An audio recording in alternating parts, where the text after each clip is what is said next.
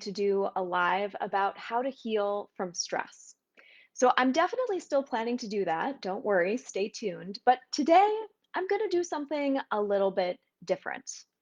Hi, I'm Dr. Crystal Hall. I'm a biblical studies professor, a reverent feminist, and certified life coach. I help women in ministry do church work in ways that are life giving for them. So, today, instead of talking about healing from stress, I'm going to be talking about being in the arena, a phrase popularized by Dr. Brene Brown that's drawn from a quote by Teddy Roosevelt. So, as you can see, I'm in the middle of a move. I'm moving to a different apartment in Philly, and I couldn't be more excited about it. So, when I scheduled this live, I didn't anticipate where exactly I would be in the packing process today. I had no idea that this is what my background was going to look like. So, I debated about canceling because my background wasn't going to look like it usually does. So, if you've watched any of my videos before, you know that I've had behind me these two big, gorgeous bookcases. And I take a lot of pride in the way my apartment's set up. It's my home, and I'm proud of what I've created in my physical environment. So, when I was debating about canceling, my thought was that, well, if I can't show up perfectly, that it's not worth showing up at all. So, that kind of all or nothing thinking that my brain was offering me was that I either show up exactly the way I've always shown up, or I don't show up at all. So, this sort of all or nothing thinking keeps you from being in the arena. It keeps you from showing up. This all or nothing thinking is part of what's called the lizard brain. It's a strategy that the human brain has evolved to keep you safe. So, the lizard brain is the most primitive part of the brain. It sits at the back of the brain, down right here by the brain stem. And it's the part that humans have in common with reptiles. So it's concerned with three things: seeking pleasure, avoiding pain, and doing things as efficiently as possible. So these three things, these are things that keep you out of the arena. So let's look at each one of these individually. So, thing one: seeking pleasure distracts you from the arena. Pleasure comes in so many forms, like overeating, overdrinking, scrolling social media and Netflix, or that new HBO Game of Thrones prequel. So there's so many ways in modern society to keep yourself distracted. So there's nothing inherently wrong, don't get me wrong here, with nothing wrong with food or alcohol or social media or HBO. They can be amazing things when you choose them on purpose, but they keep you out of the arena when you're using them to avoid your feelings or to avoid showing up to the things that might be difficult or challenging in your life. So, thing number two: avoiding pain distracts you from the arena. So, let me tell you, being in the arena is uncomfortable basically all the time. So there's the fear of failure, there's the fear of doing things you've never done before, there's the feeling like you're going to puke when you take a risk.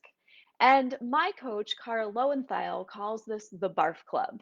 So when you feel like you're going to barf, it's often a good sign that you're actually on the right track. So, thing number three: keeping everything the same keeps you out of the arena. Growth inherently requires change. You cannot stay the same when you grow. So, when you're in the arena, you need to get comfortable with the discomfort that is required to evolve to the next version of yourself.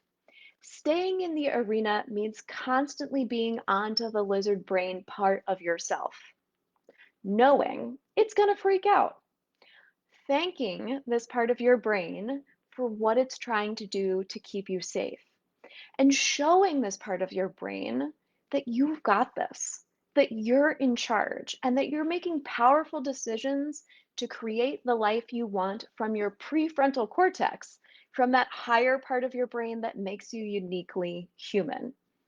So, being in the arena is about not believing your brain when it offers you these quote perfectly reasonable reasons to step out of the arena by canceling or postponing. So I said to myself, it's just one live. It's no big deal if I don't show up. No one's going to notice. These all felt perfectly reasonable. But staying in the arena means being onto yourself and not believing those thoughts that your lizard brain is unintentionally offering up.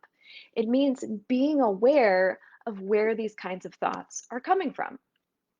Sometimes being in the arena means showing up even when the conditions are less than ideal, and even when there's a million other things going on. So I want to share that quote with you from Teddy Roosevelt that I mentioned at the beginning. And so I've taken the liberty here of changing the masculine language to feminine.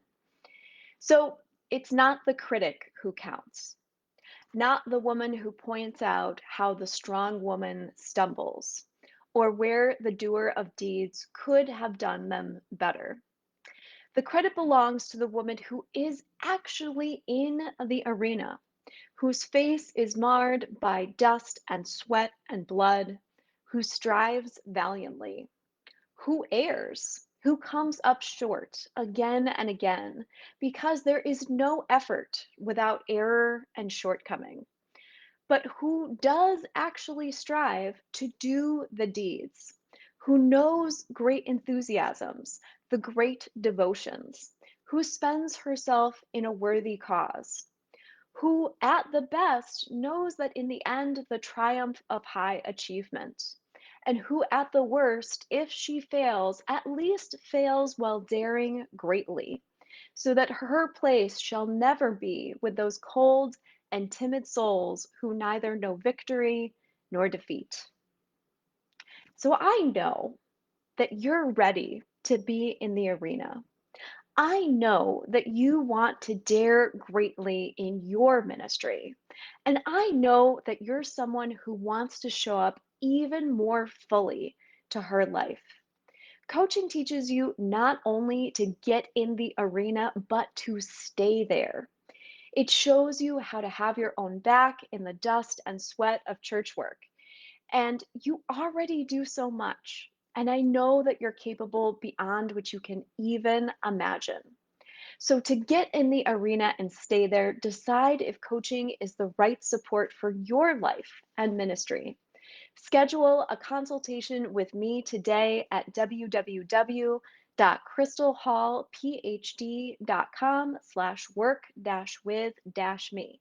That's CRYSTAL hall, like hallway, phd.com/work-with-me. Thanks so much for listening, and I'll look forward to seeing you at the new place next week.